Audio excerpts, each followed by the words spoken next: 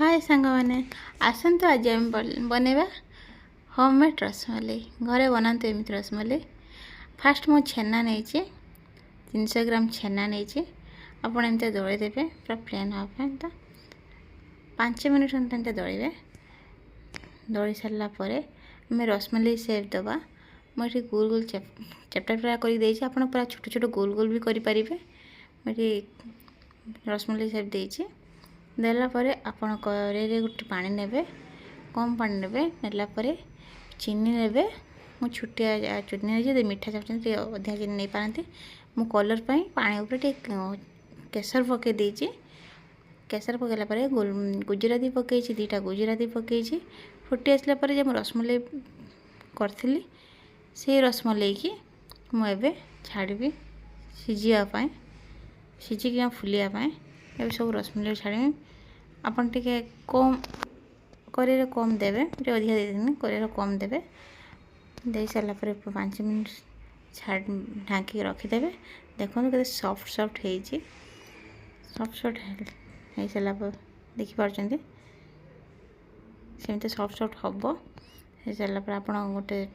जगार क्षीर ने क्षीर को फुटाइवाई छाड़देवे फुटे जमी बहलिया हम से आकार फुटेबे। मुझे हाफ लिटर क्षीर नहीं हाफ लिटर फुटला मु कम चीनी नहीं आप मीठा अनुसार चीनी ने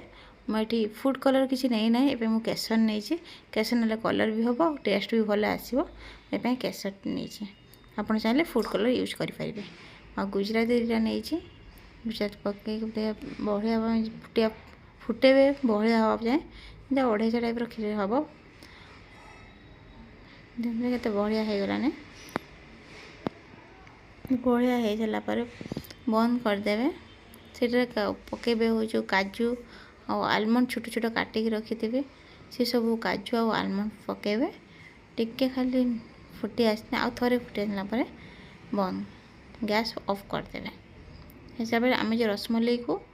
मीठाटा जो आम फुटे रखी एवं आम गोटे जगार नबा से सीरा को नबानी पानी की नेलापर आम से क्षीरटा फुटे ऊपर दबा देखिए के सुंदर कलर हो आप चाहिए फूड कलर यूज करें भल कलर हम केसर भी भल कलर हो तो आप देखते घरे तैयारी